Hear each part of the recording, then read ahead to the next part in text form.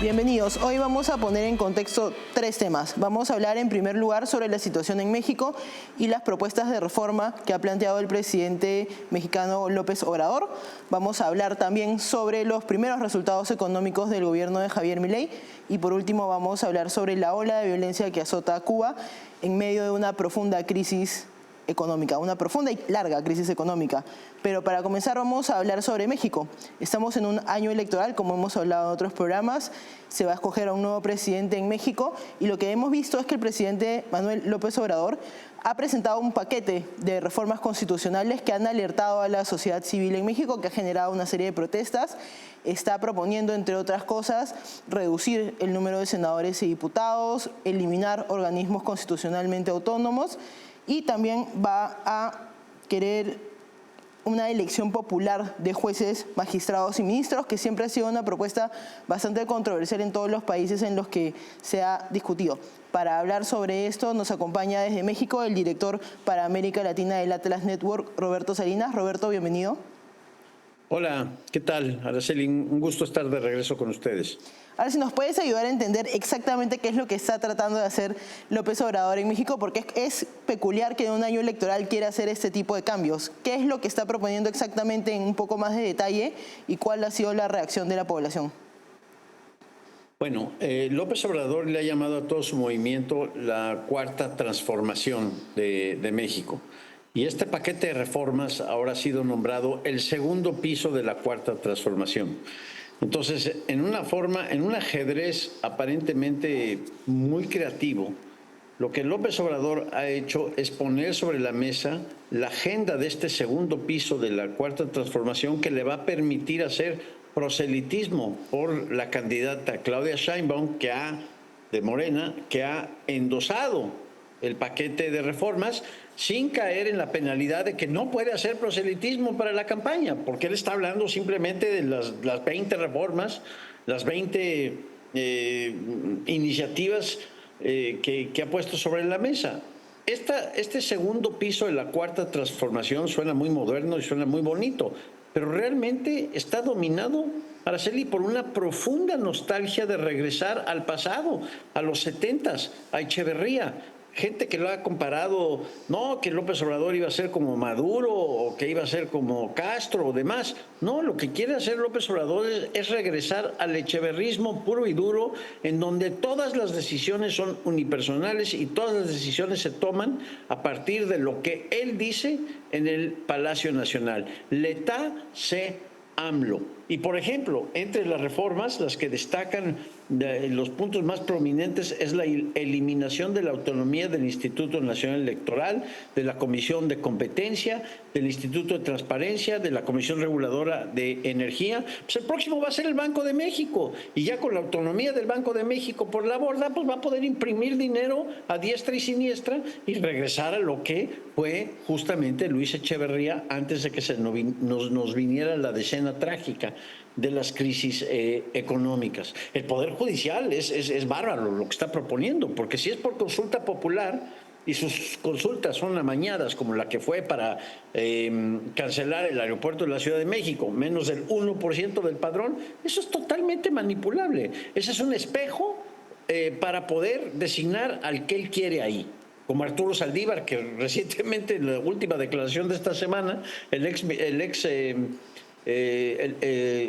ex ministro de la Corte, que encabezaba la Corte, que ahora es parte de la campaña de Claudia Sheinbaum, López Obrador dijo, pues cuando estaba Arturo Saldívar yo simplemente le hablaba y él recibía mis instrucciones y colorín colorado. Pero por favor, esto es verdaderamente, es miserable el abuso contra la independencia del Poder Judicial, que era de las instituciones más respetadas en México y que ahora se ponen en fuerte entredicho. Entonces, si no respetamos la decisión de López Obrador en torno a lo que quiere el Poder Judicial, estamos sujetos a demandas penales, a juicios políticos y a toda clase de barbaridades autoritarias que sí empieza a parecerse mucho más como un régimen de Ortega, como un régimen de Nicolás Maduro, de Hugo Chávez, por más que realmente lo que quiere es concentrar el poder como el viejo PRI, revivir la dictadura perfecta, pero más que perfecta. Y tengo una pregunta, porque normalmente uno creería que este tipo de reformas, que como bien dices, atacarían al sistema judicial, la eliminación de organismos constitucionalmente autónomos, al final son contrapesos al poder político que podría tener López Obrador. ¿Por qué lo está haciendo en este momento, al final de su gobierno? Bueno, una idea que se ha filtrado es que esto es, nuevamente, es una arquitectura de propaganda política para poder impulsar a la candidata sin caer en una violación de los reglamentos que impone el Instituto Nacional Electoral para que los presidentes no puedan participar en el proceso político o en proselitismo electoral. De hecho, esto fue lo que permitió que López Obrador ascendiera al poder. Recordemos cuando él mismo, en las elecciones antes de Felipe Calderón, le dijo al entonces presidente Vicente Fox: cállate, chachalaca. Chachalaca es un pájaro del estado natal de Tabasco, pues que hace muchísimo ruido, ¿no? Entonces, cállate, chachalaca. Y bueno, pues ahora básicamente lo que él quiere es cómo ser esa chachalaca y que el Instituto Nacional Electoral no lo castigue. Si eliminamos estos contrapesos y pasan a ser parte de la Secretaría de Gobernación o la COFESE pasa a ser parte de la Secretaría de Economía, eso es gravísimo, Araceli.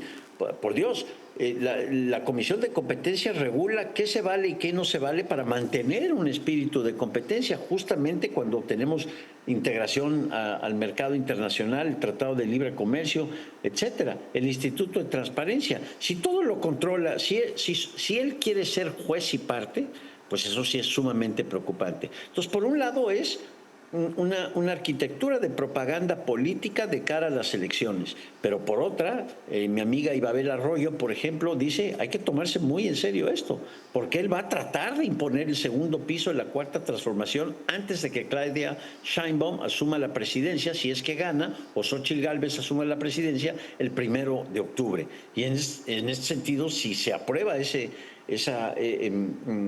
menú de reformas en el próximo Congreso, que inicia sesiones el 1 de septiembre, podríamos estar enfrentando un problema gravísimo para los contrapesos institucionales y para la modernización. Estaríamos ya en el pasado cuando México debe estar viendo al futuro. ¿Y tú crees que el cálculo que está haciendo López Obrador es correcto? Es decir, aprobar o intentar aprobar ese tipo de reformas va a tener un impacto positivo en la candidatura de Claudia Sheinbaum, o crees que las protestas que estamos viendo, por el contrario, van a terminar de repente dinamitando su campaña? Muy buena pregunta, muy buena pregunta. Vimos de hecho que el pasado domingo hubo una gran manifestación, más de 500,000 mexicanos ciudadanos en el Zócalo de la Ciudad de México. Entonces se está generando una respuesta importante por parte de la sociedad civil. Claudia Sheinbaum tiene todas las de ganar, tiene la propaganda, tiene la maquinaria política, tiene el presupuesto a favor de ella. Ella dice que está a 30 puntos de ventaja de Xóchitl. Otras gentes piensan que no, puede ser una distancia de 8 a 10%. La verdad es que no hay nada escrito. Y ahora, con todas las acusaciones que se han hecho recientemente de que es narcopresidente, o la nota que filtró, la nota que publicó el New York Times suponiendo que hubo contacto entre líderes del crimen organizado, de los cárteles aquí en México, con hijos y otros aliados a López Obrador, pues empezamos a pensar, como dice el dicho, piensa mal y acertarás. Sí, empezamos a pensar mal. Bueno, pues verdaderamente aquí esta puede ser la gota que derrama el vaso de la popularidad de López Obrador. Pero Araceli, ya sabemos, ¿no? Lo decía Lord Acton, el poder corrompe y el poder absoluto corrompe absolutamente. Y esto se está empezando a ver a todas luces. Ahí esas imágenes del Zócalo son el grito de la independencia. Pero las imágenes del pasado domingo son igualitas, excepto que quitó la bandera en medio del Zócalo. Una bandera que es de los mexicanos, no es de López Obrador. Así ha llegado la demencia y el narcisismo político de este hombre. Justo mi pregunta iba un poco al tema de ya no la reforma electoral, sino la reforma del sistema judicial. Tú comentabas que habían habido, digamos, dudas sobre procesos electorales anteriores, en referéndums tal vez. Querer elegir por referendo popular a jueces y fiscales cuando él tiene o comienza a tener varios problemas de vinculaciones al cartel de Sinaloa, por ejemplo, ¿podría ser también parte de su estrategia, no solo para impulsar la campaña de Claudia Sheinbaum, sino también para liberarse de los problemas judiciales que podría tener? Es buena pregunta, aunque otros han dicho que, bueno, pues siempre una vez que pierda el fuero, a partir del 1 de octubre, pues ahí están sus amigos de Cuba y se puede ir a vivir a Cuba y no lo extraditan y se acabó. Pero eso ya es pensando muy mal, realmente es pura especulación. Lo que preocupa realmente no es cuál es el motivo, Araceli, de qué está detrás de esta tontería de proponer el voto popular a los representantes del Poder Judicial. Lo que preocupa es que eliminamos un contrapeso que después de la dictadura perfecta había ganado gran credibilidad dentro del andamiaje institucional de México. Es decir, ya nos empezábamos a creer la idea de que sí podíamos contar con un poder judicial independiente que dijera sí o no de acuerdo a la litis, de acuerdo a la ley y no de acuerdo al capricho presidencial del momento. Ya nos empezamos a creer la idea de que el Banco Central de México era autónomo y que va a luchar por bajar la inflación y no al servicio de lo que dice el señor presidente. Y lo mismo con la Comisión Federal de Competencia y lo mismo con el INE, el Instituto Nacional Electoral. Vaya, fue lo que permitió la alternancia en México, fue lo que permitió lo imposible, el equivalente al derrumbe del muro de Berlín, que fue el hecho que el PRI perdió el poder en el año 2000. Morena es simplemente el PRI recargado, es el mismo vino o el mismo mezcal o tequila en una botella morenita y más acorde a las circunstancias, pero todos son miembros todos son los dinosaurios que antes vivían del hueso priista, del hueso presupuestal, ahora están en Morena. Y pues la verdad es que para aquellos que ya nos habíamos creído que México había transitado a una alternancia democrática, que había hecho el paso de madurar como sociedad civil con una juventud que es con todas las diferencias que puede haber, que es sumamente activa y sumamente participativa en la sociedad civil, que por el amor de Dios somos ya el socio comercial número 1 de los Estados Unidos. Eso es increíble. Que estemos hablando de centralizar el poder tal cual estilo Luis Echeverría es verdaderamente algo que nos tuerce el hígado. Nos tuerce el hígado. Y qué bueno que salió la gente a manifestarse, de derecha, de izquierda, de arriba, de abajo, del centro, de lo que sea. Qué bueno que salió a manifestarse, porque México es de los mexicanos, no es de un señor que sufre una demencia y un narcisismo que ha llegado a límites que cuando decíamos López Obrador es un peligro para México, pues nos quedamos cortos. Hoy sí lo estamos viendo. Ahí ven las imágenes. Es gente demostrándose en una forma pacífica y él los denuncia como corruptos, como oligarcas, como al servicio de la DEA y del Departamento de Justicia de Estados Unidos. ¿Queremos alto al crimen? Pues sí. Queremos alto a los asesinatos, queremos alto a la narcoviolencia, al hecho que 30% del territorio mexicano está tomado por grupos de delincuencia organizada. Eso es lo que necesita México. Y si gana Claudia Sheinbaum, que gane por las buenas y no por las intervenciones y por el manipuleo y por ejercer toda la maquinaria política para que pueda quedar el candidato elegido de López Obrador. Y ya para terminar, ¿tú crees que las protestas, si siguen creciendo y siguen siendo constantes, pueden detener el intento de López Obrador o crees que lo va a hacer de todas maneras? Es una intuición, Araceli, pero yo intuyo que esto se le ha salido de las manos, el tema del narcopresidente. Lo que hizo ayer en la mañanera, es decir, en su conferencia mañanera, de exhibir el número de teléfono de la reportera del New York Times, es algo que además es un delito.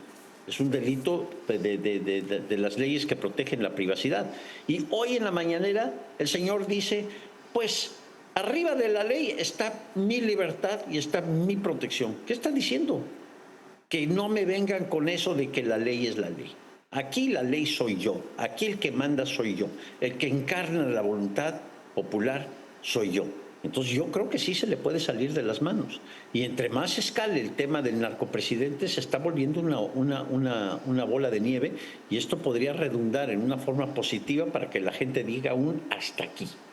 Bueno, ciertamente hay que mantener un ojo pendiente muy claro en la situación electoral de México y en la situación también del estado de la democracia. Siempre es un gusto conversar contigo, Roberto. Gracias, Araceli. Un placer. Vamos a una pausa y volvemos para hablar sobre la situación en Argentina.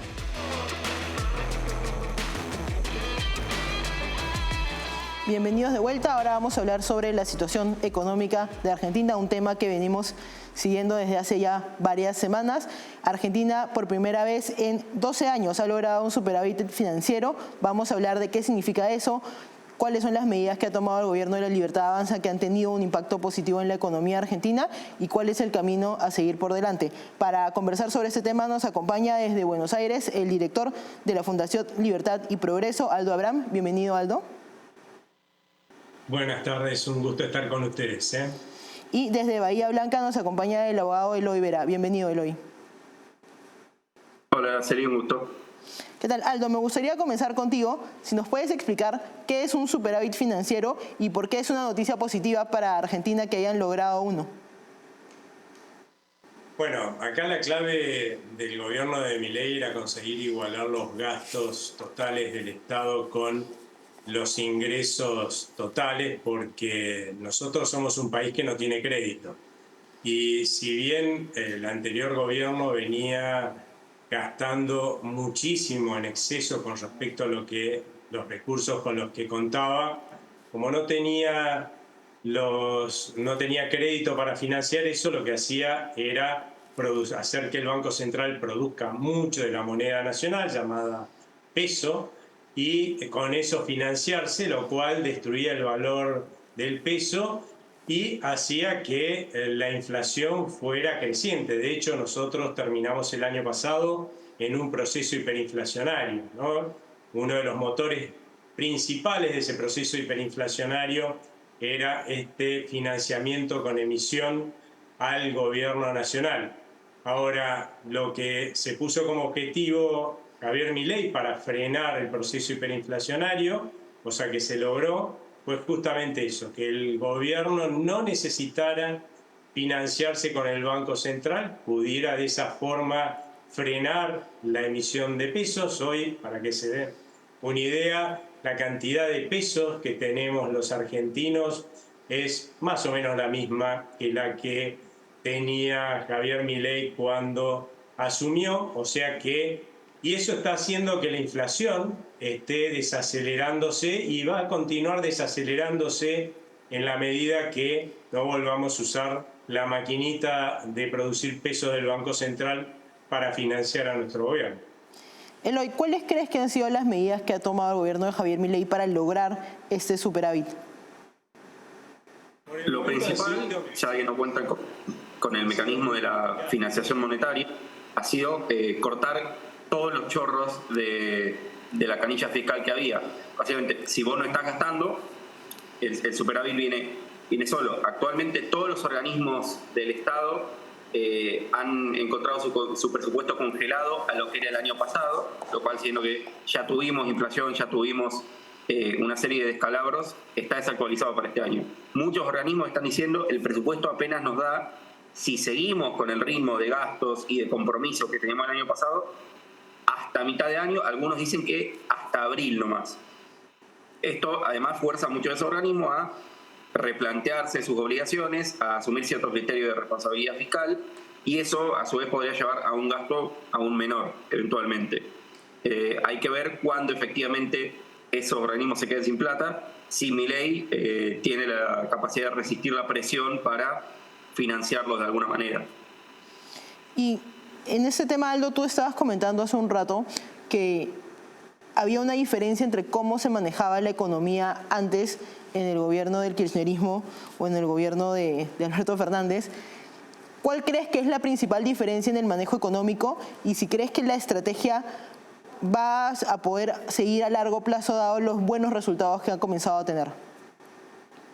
Bueno, una cosa que hay que tener en cuenta es que el 19 de noviembre en la Argentina del año pasado, en la Argentina hubo un balotaje, una segunda vuelta electoral en la cual Javier Milei le ganó al candidato oficialista por casi 56% de los votos. O sea, hay un fuerte apoyo de la gente a un cambio de rumbo. ¿Cómo se define un cambio de rumbo? Bueno, uno de los factores que define un cambio de rumbo es acabar con la inflación, quizás el problema más preocupante que teníamos los argentinos, y en líneas generales ya se considera ¿no?, entre la población, que para eso lo que hay que hacer es terminar con el financiamiento del Banco Central al Estado, y para eso hay que ajustar las cuentas públicas. Eso está como asumido por la población. La otra parte que también es muy importante es bajar los impuestos. Por el momento no hay posibilidades, vamos a tener que mantener, si no por ahí subir algún impuesto, incluso durante este año, para lograr seguir dejando de financiar a nuestro Estado con el Banco Central. El otro factor es, en la Argentina tenemos más de 67.000 regulaciones que asfixian a nuestro sector productivo, a las pymes, a los emprendedores, a las grandes empresas, y en eso está el gobierno. Ya ha lanzado un decreto de necesidad y urgencia que está vigente, y también ha mandado al Congreso, que todavía no ha sido sancionado, una ley ómnibus con ese objetivo, ¿no?, de desregular la economía para liberar de esa forma las fuerzas creativas, el emprendedurismo y el trabajo de los argentinos, y permitir una recuperación económica que nos permita salir de la tremenda recesión que dejó el anterior gobierno y que todavía continúa, ¿no? Tengo ahora una pregunta para ambos, pero te la voy a hacer a ti primero, Eloy. Luego de las idas y venidas en el Congreso con la ley, que primero se aprobó en lo general y luego fue rechazada en lo particular, que conversamos de eso en un programa pasado, por ejemplo, el Cato Institute ha publicado un artículo que señala que podría ser un buen momento para comenzar a sondear nuevamente la idea de la dolarización. ¿Qué opinas, Eloy? Creo que el gobierno de Milei coincide con ese diagnóstico. Creo que actualmente el objetivo es conseguir la mayor cantidad de dólares posible en el menor plazo posible para dolarizar en cuanto sea más factible. Milei ve que incluso si toda su agenda legislativa fallara, incluso si el Congreso se le pusiera en contra y no pudiera volver a pasar ni la ley ómnibus ni pequeños paquetes de leyes individuales, como el Poder Ejecutivo es extremadamente poderoso en la Argentina, tiene el control de una palanca importante, que es la política monetaria, y tiene la capacidad de ponerle una restricción a todos los gobiernos futuros, que es básicamente sacarles la política monetaria, dolarizando, poniendo una restricción externa, porque el Estado y la clase política argentina ya no controlaría la moneda y por lo tanto ya no podría haber más maquinita, más financiación monetaria del déficit, etc. Así que sí, creo que ese es el objetivo más rápido posible, como para que un montón de variables macroeconómicas dejen de depender de la negociación política. Aldo, ¿tú qué opinas? ¿Es momento de comenzar a impulsar la dolarización o habría que esperar a que un eventual gobierno de la libertad avance el próximo año obtuviera una mayoría más importante en el Congreso? Yo creo que es una seguridad que va a dolarizar el presidente Javier Milei. Es uno de los puntos más importantes de su agenda y una de sus grandes convicciones. Para eso el problema es que tenés que tener un Banco Central con un mínimo nivel de solvencia, y el Banco Central que heredó el presidente no solamente no tenía un solo dólar de reservas propias, sino que está usando más de 11.000 millones de dólares de divisas que eran ajenas, ¿no?, prestadas. Con lo cual realmente tiene que remontar mucho todavía el Banco Central en términos de solvencia, de comprar reservas, también de bajar deuda, porque el anterior gobierno también lo dejó con una enorme cantidad de deuda a ese Banco Central, como para llegar a tener un nivel de solvencia que yo creo que sí se puede llegar a alcanzar el año que viene, seguramente, como para poder dolarizar. De ahí a que lo pueda hacer efectivamente, ya en los términos hasta de hablar de cerrar el Banco Central en 2025, creo que hay una distancia también, porque no creo que vaya a tener hoy la fuerza política, ni tampoco en 2025, en el Congreso como para aprobar algunas leyes que podrían ser necesarias para hacerlo. Pero es cierto que le va a ir muy bien en las elecciones de 2025, con una economía que va a estar recuperándose a pleno y una inflación que va a estar cayendo fuertemente, con lo cual una dolarización en 2026 seguro que se podría hacer. Eloy, una de las medidas que ha sido bastante comentada en los últimos días ha sido que ha decidido eliminar Javier Milei los fondos fiduciarios argentinos. ¿Nos puedes explicar ¿Qué significa eso y por qué sería una medida importante para su paquete económico? Por supuesto, los fondos fiduciarios son un mecanismo financiero que se implementó en los años 90, que básicamente consiste en que el Estado aparta una especie de presupuesto especial que se lo da a administrar a una entidad financiera, un banco por ejemplo, y el banco hace acrecentar esos fondos y los destina a alguna finalidad específica. Un proyecto de obra de infraestructura, el fomento de alguna actividad como por ejemplo la docencia o la construcción de vivienda, etc. Actualmente hay, si no me equivoco, 29 fondos fiduciarios a nivel nacional. Son todos cajas extremadamente opacas que, como digo, no las controla directamente el Estado Nacional, tienen sus propios fondos y que en gran medida han sido concesiones de recursos por parte del Estado Nacional a las provincias, que son las que designan en realidad a los directores y a los controladores de estas entidades. Actualmente lo que puede hacer Milei como Poder Ejecutivo es auditarlos, lo cual ya sumaría tener transparencia, saber cuánto se gasta y efectivamente en qué se gasta y quiénes son los directores, cuánto de eso es gasto administrativo, cuál es la eficiencia de eso. La ley ómnibus incluía el proyecto de derogarlos, lo cual al final no se aprobó. De hecho, esa fue la discusión final que le puso punto final a la ley. Está ahora tanteándose la idea de si se puede derogar por lo menos algunos de esos fondos o por lo menos intervenirlos, tratar de ejercer más control directo sobre ellos a través de decretos. Yo no estoy seguro de que eso sea legal, tampoco estoy seguro de que sea ilegal. Es una materia que la verdad medio que no se ha tratado y hay que ver qué dice el Poder Judicial al respecto, pero ese es uno de los planes actualmente que se están planteando. Bueno, también debido a la magnitud de reformas que está tratando de hacer Javier Milei en el gobierno de Argentina, hay varias cosas que terminan en una discusión constitucional que igual es bastante interesante de tener. Aldo, una pregunta. Hablabas tú de que la dolarización era una medida casi no negociable para Javier Milei. ¿Cuáles otras crees que son medidas no negociables y que va a tratar de llevar a cabo de todas maneras? Bueno, una profunda reforma del Estado. Hemos visto una primera avanzada en ese sentido, que yo estoy seguro, porque he trabajado en ese tema con La Libertad Avanza, que es solo una primera avanzada.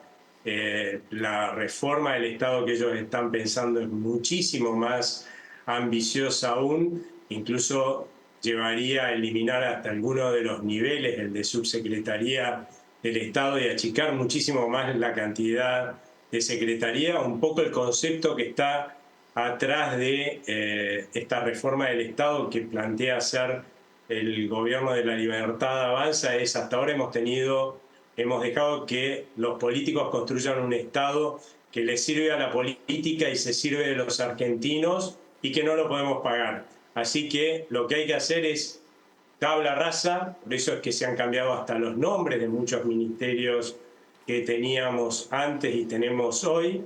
Tabla rasa, vamos a definir qué es lo que tiene que hacer el Estado según la Constitución Nacional y en servicio de los argentinos. Vamos a estructurar un Estado que cumpla con esas funciones, eliminar todos los cargos que no sean necesarios para cumplirlo y a partir de ahí eliminar todos estos ravioles, como los llamamos nosotros, que son secretarías, subsecretarías y direcciones que no sirven para cumplir con lo que manda la Constitución Nacional y servirle a los argentinos. También suprimir los cargos de quienes están allí adentro, ¿no? Ese empleo público, y para eso hoy existe legislación. No se necesita hacer un cambio de la legislación nacional porque hay una ley de empleo público que fue también sancionada en la década del 90, que permite a aquella gente que deja de tener un cargo porque el cargo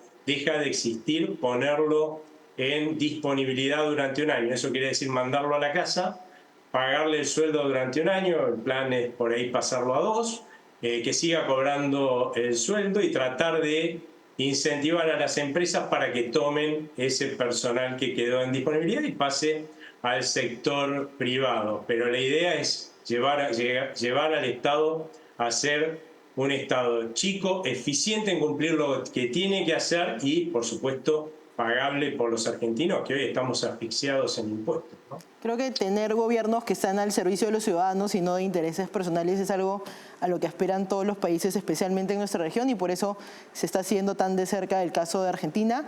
Muchas gracias por acompañarnos, Aldo. Muchas gracias a ustedes, ¿eh? Un saludo para vos, Eloy. Muchas gracias, Eloy. Muchas gracias a ambos. Nos vemos. Vamos a una pausa y volvemos para hablar sobre la situación en Cuba.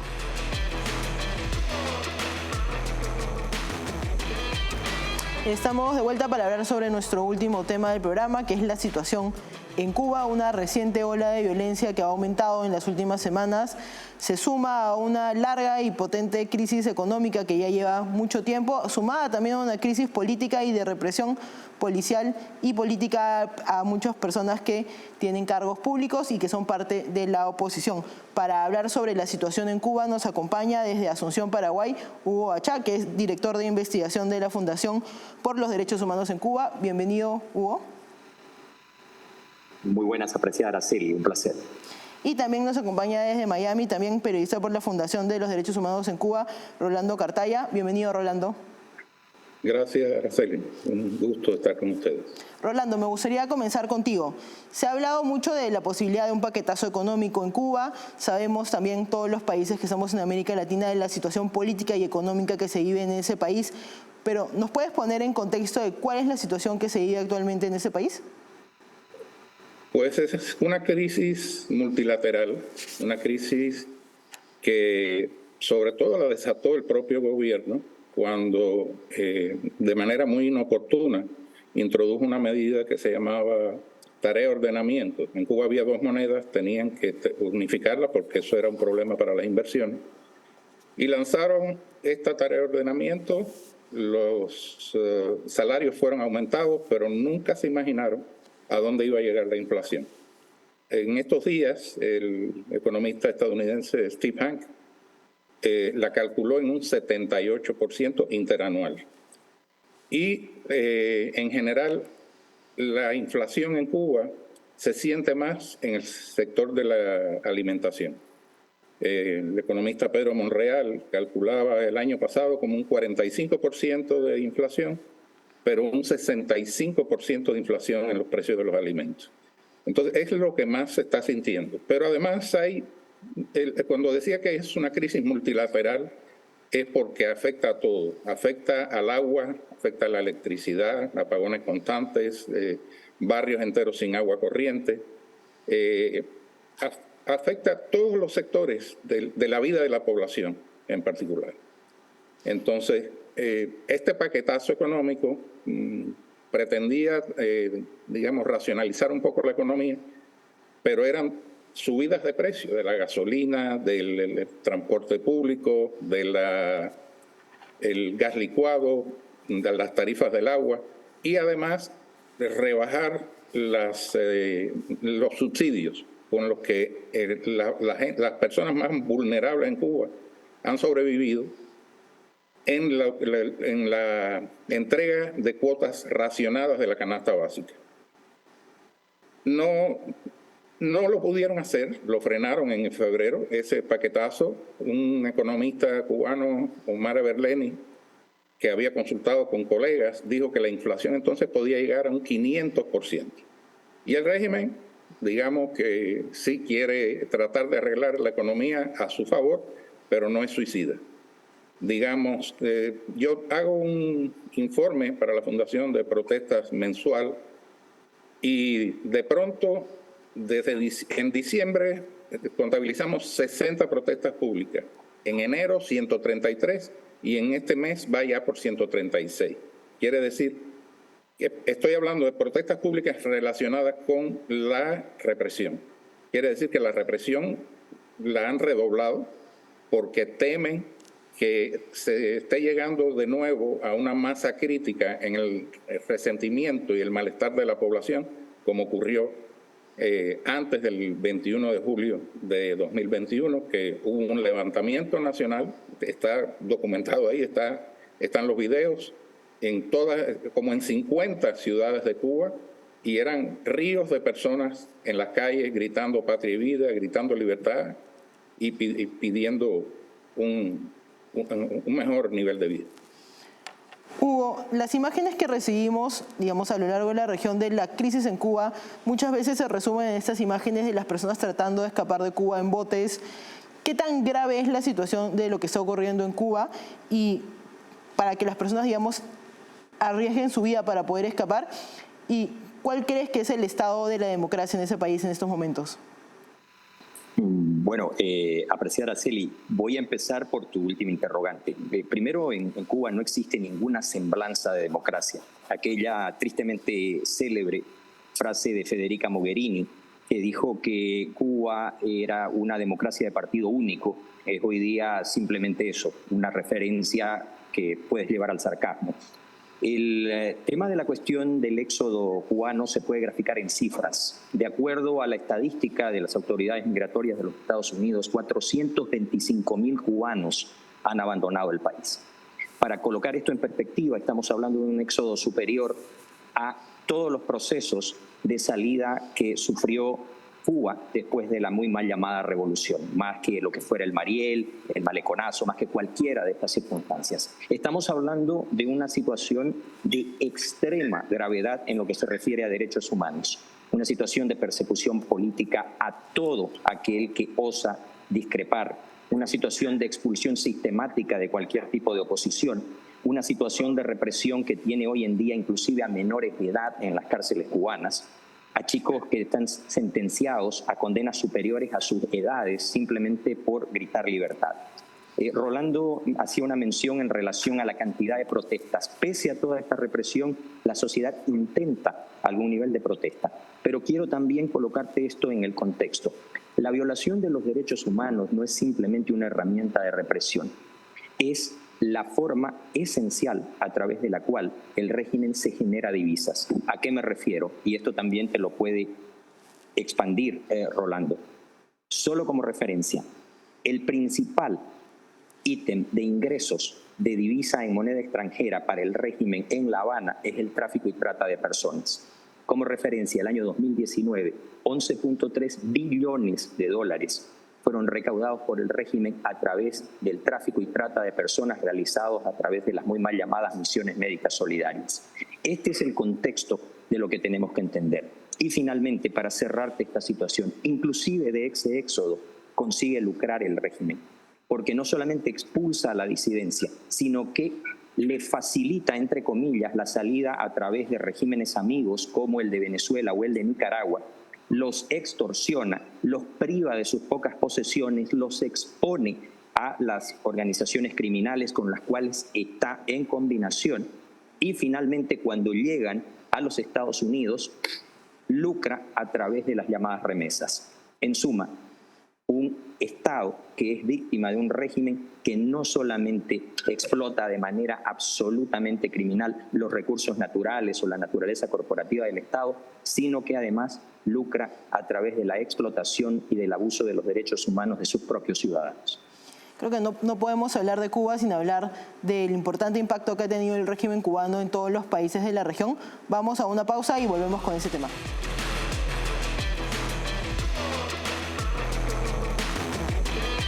Estamos de vuelta hablando sobre la situación en Cuba, la situación económica y también la situación de represión y violencia que se ha vivido exponencialmente en las últimas semanas. Rolando, mi pregunta va un poco sobre la relación de Cuba con los Estados Unidos, porque durante mucho tiempo se decía que este deterioro económico tenía que ver con el embargo que tenía Estados Unidos con Cuba y ahora posteriormente ha habido una especie de idas y venidas en cuanto a la relación de Estados Unidos con este país. ¿Cómo crees que afecta lo que decía el gobierno de Estados Unidos y cuál crees que sea el futuro, digamos, de esa relación entre ambos países? Bueno, lo que el gobierno de Cuba insiste siempre es que le levanten el embargo económico y financiero. Desde el año 2000, una exención al embargo aprobada por el Congreso de Estados Unidos para exportar a Cuba y productos agrícolas, no solo alimentos, agropecuarios y también medicamentos. Y realmente lo que mantiene al pueblo de Cuba en esta miseria, porque el gobierno además se acomodó digamos, a la ayuda soviética, después a la ayuda de Venezuela, importar como unos 2.000 millones anuales de dólares en alimentos. Se acomodó a eso mientras mantiene cerrada la economía de la isla, o sea, principalmente los agricultores. Ayer mismo estaba viendo el caso de un ganadero que dice que el gobierno le había pagado por un toro de 1.000 libras, más o menos el precio que le había pagado un amigo por una lechoncita, ¿me entiende? Entonces, el campesinado, los agricultores tienen que venderle el 80% de su producción al gobierno, tienen que sembrar lo que el gobierno diga, no tienen manera o sea, solamente pueden comercializar si acaso ese otro 20%. No se les dan aperos de labranza, no se les da fertilizante. Quiere decir que eso es lo que mantiene a Cuba pasando hambre, porque realmente ahora están los cubanos pasando hambre, sobre todo los más vulnerables. En este informe de protestas que te mencionaba, vi varios casos de mujeres que estaban desfallecidas, de hombres tirados en la acera, pero tirados en la acera por no haber comido. Porque es que no se puede. La inflación ha sido tanta que un cartón de huevos, déjame decirte, la pensión mínima en Cuba es de 1.528 pesos. El dólar está en este momento a 310 pesos por dólar. Entonces te puedes imaginar que es de menos de $5 lo que tienen los cubanos para comprar estos alimentos que vende el gobierno, sobre todo en las tiendas de los militares. O sea, en Cuba hay un grupo, el Grupo de Administración Empresarial, que fue creado por Raúl Castro, que monopoliza todas las actividades en divisa. Pero además, el pueblo tiene que ir a comprar lo que no le venden en la canasta básica a las tiendas de ellos, y allí le ponen un 240 o más de markup, o sea, de ganancia.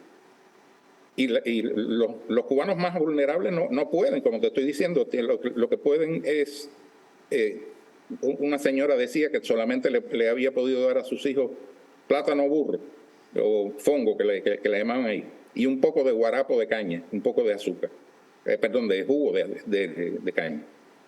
Entonces, Estados Unidos mantiene exenciones al embargo, como también mantiene una exención en el sentido de que el sector privado puede ser ayudado desde Estados Unidos, y el gobierno está tratando de explotar eso.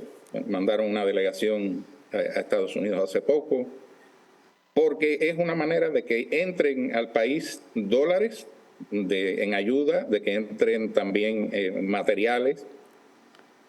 Todo lo que le caiga en este momento al gobierno de Cuba es trigo, como dicen, todo trigo es limosna, ¿no? Creo que eso me lo dijo un peruano. Lo tomé. Y la relación con los gobiernos demócratas generalmente es mejor. Pero este gobierno de Biden se dio cuenta de que cuando el gobierno de Obama hizo 6 rondas de modificaciones a las leyes, las regulaciones de activos cubanos, que fueron unilaterales. El gobierno de Raúl Castro tomó lo que quiso y lo que no lo tomó.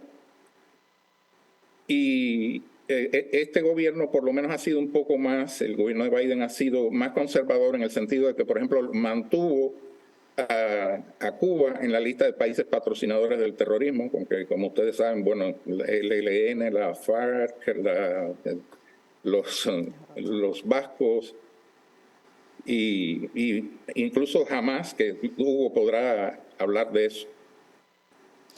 Entonces también los ha mantenido, en el informe de trata de personas, por el tema de los médicos, los ha mantenido en el Tier 3, o sea, lo que es el nivel más bajo en cuanto a afrontar la trata de personas. Rolando, pintado una imagen bastante dura de cuál es la situación del día a día de los cubanos.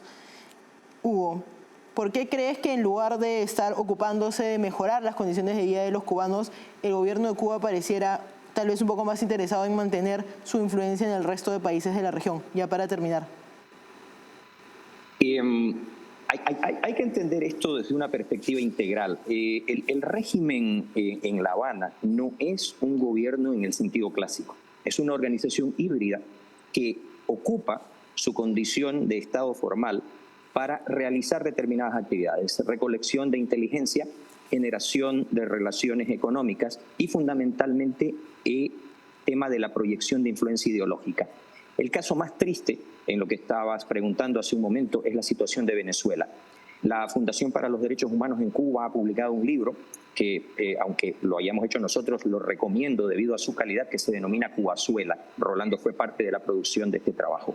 Y te puede dar una idea de cómo esta organización parasitaria de naturaleza criminal puede convertir cualquier Estado en una ruina. Y es lo que consiguieron hacer en el caso venezolano. Esa proyección que en algún momento enlutó con sangre, con lágrimas a toda América Latina, sigue siendo una de las herramientas esenciales de interacción y justificación ideológica para un régimen que, como te acaba de describir Rolando, básicamente hace de la miseria de su propio pueblo un negocio. Y a través de ese negocio busca también una justificación en los foros internacionales. Para Cuba, me refiero, para el régimen, no existe ningún tipo de situación objetiva que los impulse a la mejoría de las condiciones de vida del pueblo cubano. Vuelvo a reiterar lo que te decía en la primera ronda de preguntas. Para este régimen, la miseria es un negocio, la proyección ideológica y política es una manera de generarse relaciones financieras, y el tema de la explotación de los recursos naturales, de las relaciones corporativas y de la violación de los derechos humanos de sus propios ciudadanos son, por un lado, una manera de retener el poder y, por la otra manera de generarse divisas para enriquecer a una pequeña y corrupta élite. Ciertamente la repercusión de las acciones que toma el gobierno de Cuba la viven con mucha más dureza los cubanos, pero también se siente en el resto de la región. Me gustaría también recordar el libro que has mencionado, Cubazuela, sobre la situación en Cuba y en Venezuela y la influencia del gobierno de Cuba en el resto de la región. Muchas gracias por acompañarnos, Rolando. Gracias. Muchas gracias, Hugo. Un placer, Araceli, a tus órdenes. Vamos a seguir hablando de estos temas. Vamos a una pausa y volvemos.